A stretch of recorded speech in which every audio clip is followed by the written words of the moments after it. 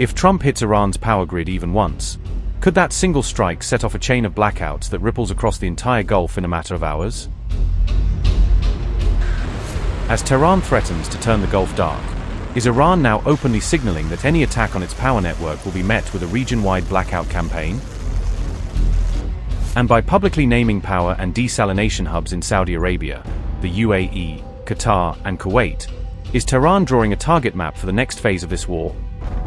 With Barakah's nuclear plant, Jebel Ali's desalination giant, and Ras Laffan's gas hub all on the list, is Iran quietly warning that every Gulf lifeline is now fair game? After Hormuz, are we watching the war shift into a new phase where power plants, desalination stations, and gas hubs become the real front lines? On March 22nd, Iran warned that if the US hits its power plants, it will answer by striking American-linked infrastructure in return. Iran's military said that in such a scenario, energy hubs, IT nodes, and desalination sites would all be fair targets for retaliation. The IRGC warned that an attack on Iran's power network would not stay local, but trigger a region-wide response across multiple Gulf states. Just hours later, state media pushed out a detailed list of Gulf power and water facilities that Iran says are already in its crosshairs.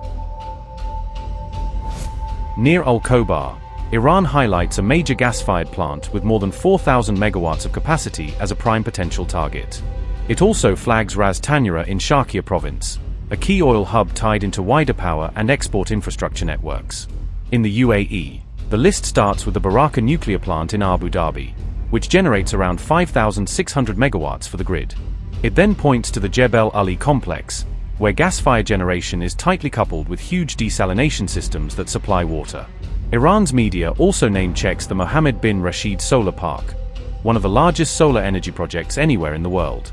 For Qatar, Ras Laffan's vast gas-based power plant is singled out as a backbone site for national electricity supply. The Al Hal facility, combining power generation and desalination south of Doha, is also listed as a possible target. In Kuwait, the Al Zour South and North plants are described as critical pillars of the national grid. Sharqiya Energy Park, home to major solar and wind projects, rounds out the list as a symbol of Kuwait's future energy mix.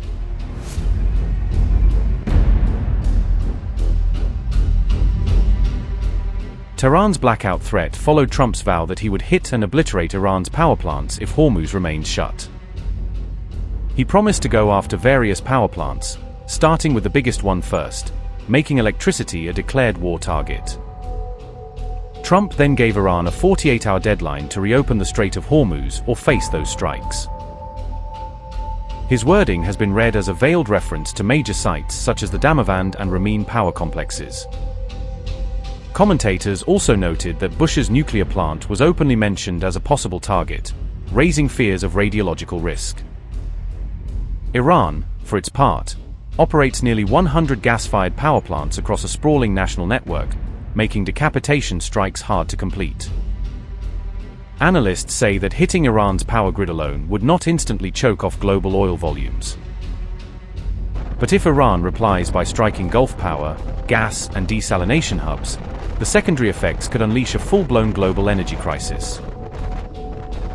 All this is happening around Hormuz, still the critical artery for a large share of global oil and LNG shipments.